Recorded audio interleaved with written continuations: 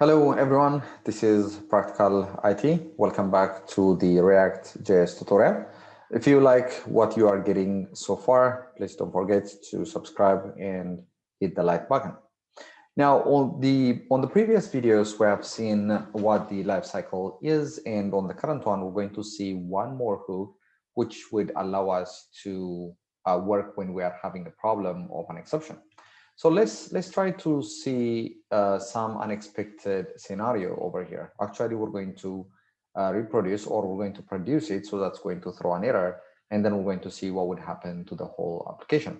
So remember, like we are in this hierarchy, app is the grandparent, and child is the father, and lifecycle is also like the child one. So here we have the counter, which we are going to be just incrementing every time that we're clicking on the increment button.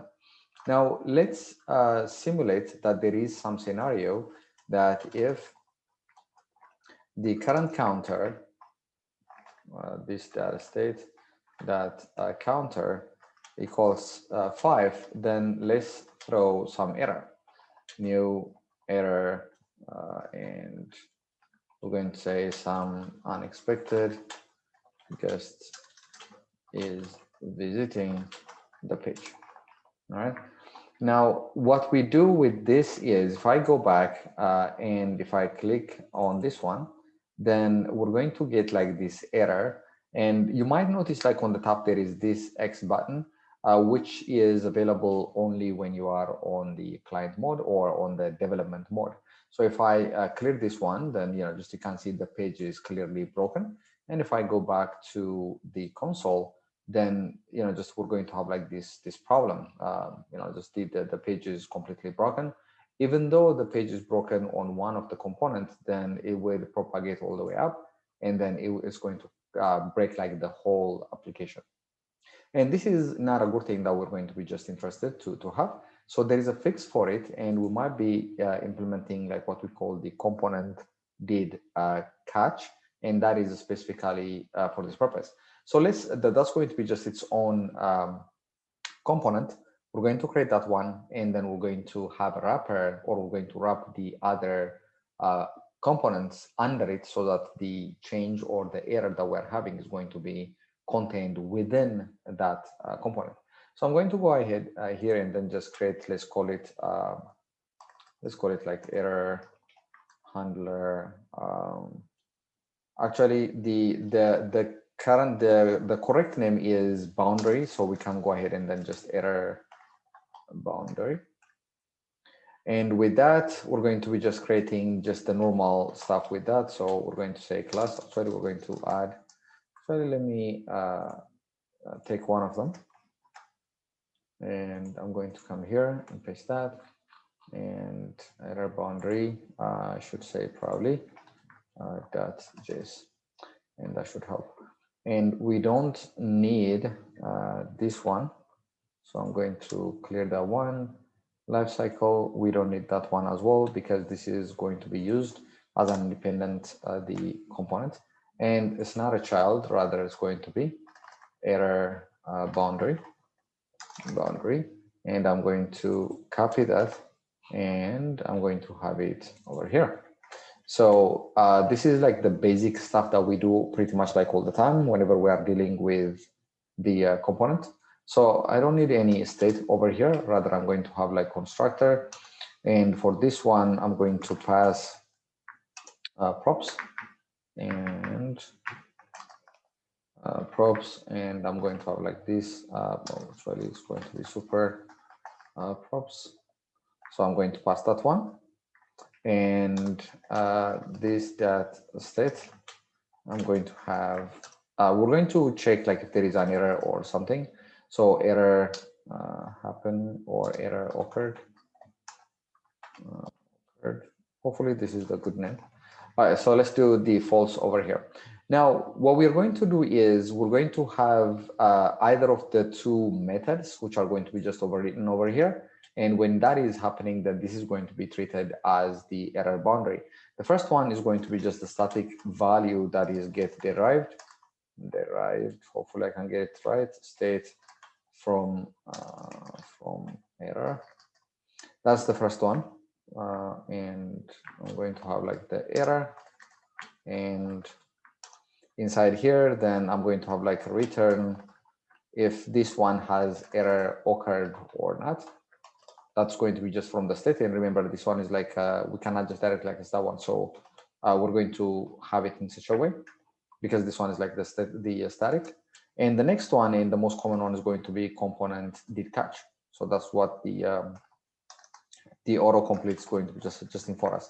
And this is going to take the two arguments, the error and the info, or just basically these are like the parameters. So you can give them like any of the values that you want or any name that you want. But technically, like the error and then the associated information on that one is going to be provided for the component did catch. And when this happens, then it is up to us like to handle it in such a way.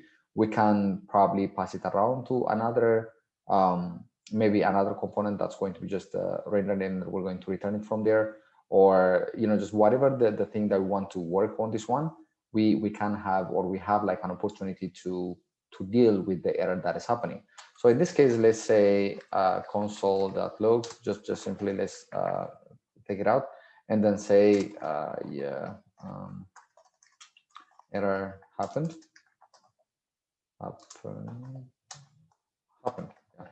And I would have probably one for each so that we can see what they're looking for or what they look like. So I can have like error. Oh, we don't need this one. And the same thing here. I'm going to have like the info. All right. Now, whenever the error is happening, then this is going to be just what would happen over here. So actually, this one is coming from the other one. So what we need to do is, when this is happening, we want to have like our own custom response. Now, as I've said, like there are a couple of ways that you want to handle when the error is happening, but this is just the most common one. You might have like the, just a component or the default value to be returned when the error is happening. So that's not going to be surprising for our users or visitors that something cryptic is going to be just on their page, just so that we can gracefully handle the exception. So in this case, I can say that if that state that error occurred, then we're going to return the custom message that we are having. So let me return h1, and I can say, oops, something went wrong. Try in a bit, or something like that one. Just any of like the error message that we want to provide, that we're going to have it over here. And if not, then remember, like we have already the property to be passed to us, which means for this one, then we're going to just simply pass that one, and that's going to be just return this that props that live children. Yep, it's going to be just that one. There is something going on over here, and this one is going to be like this. No, we don't need that one, and still it's not happy. This one is closed, this one is closed, this one is closed, and this one is also closed. So we don't need most probably just one of them. All right, so we're good. Now the error boundary is added. So the way how we're going to do that is, whenever we are expecting the error to be thrown, we're going to pass it, or we're going to wrap it with the error boundary.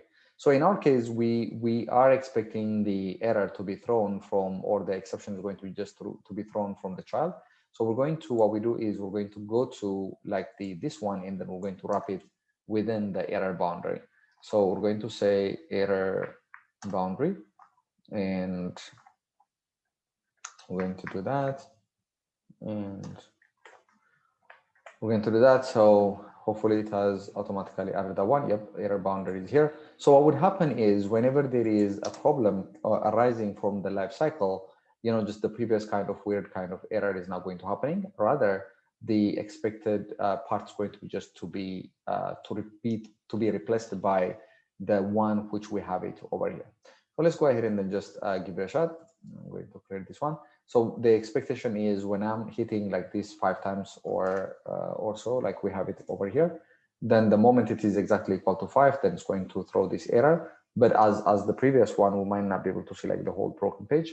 we're going to see like the one which is replaced by the current custom message that we're having over here.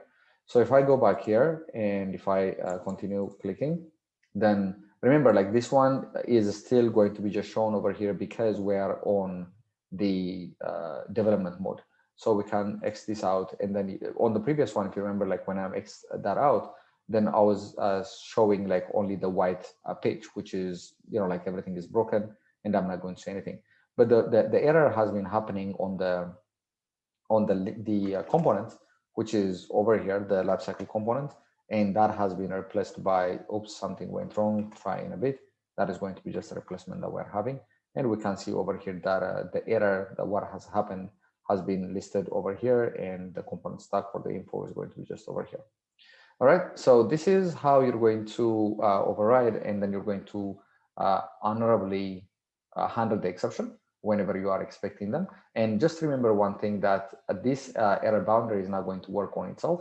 It has to be like on the child. So when the error is happening on the child, then, you know, like the error boundary is not going to work. It's going to work only for those which are going to be bounded inside that the lifecycle as a children. And that's how we were able to pass like the whole thing next to the next party. You know, just there isn't any problem. Whatever is going to be just inside it is going to just pass to that one. So you can have more to this one, and you know, just everything is going to be just handled in such a manner. All right, and again, I just want to remind that please don't forget just to subscribe, and hopefully you get this thing whenever you are thinking of like or expecting an exception is going to be just thrown. So from here, we're going to proceed for the next videos, and I'll see you there. Thank you very much. I'll see you there.